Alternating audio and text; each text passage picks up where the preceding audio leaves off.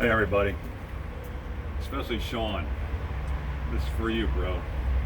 Basically what I'm going to be doing in the next couple of months is explaining really the knowledge that I've accumulated over a lot of years, and I was lucky enough to have the world champion, Ted Kroll, 1956, and in the golf shop at Boga Custom Golf down here in Florida, I was that fly on the wall.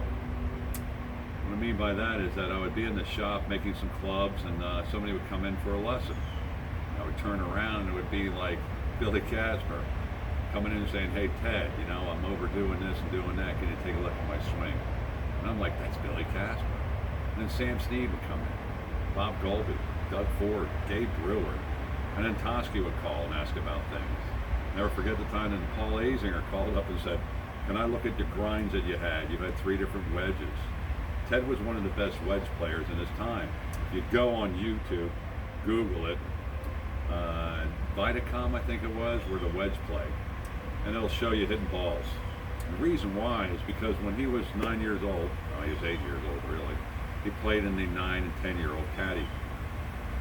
He wanted to go in and get a club. That was first prize. And the pro says, "Forget about the driver, I want to give you a wedge." So he gave him a wedge, went out, and he lived in the row houses up in New York. In between, just brick, and 100 yards, he would hit balls. And back in those times, the balls get scuffed up and they were no good. So you didn't want to ruin all those balls there because they cost a lot. So he was straight down there, 100 yards. You go on tour, turn to his caddy and say, "How far? 100 yards?" He would hit it. And if it didn't be the right yards, you say, "You're fired." He fired more caddies than anybody. Him and Doug Ford are famous for stiffing the caddies. So that's my introduction. I'm Marty Clifford, and I hope that I can help you understand how to play golf. I'm not going to teach you golf. I want to explain in a nice way the different options that you might have.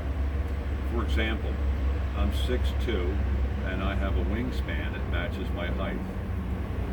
If I do a couple of exercises, it enables me to be loosened up. So what we're going to do is give you some exercises, and this guy right here is probably one of the best things you can do is get into the pool. So we'll get back to that on my next video.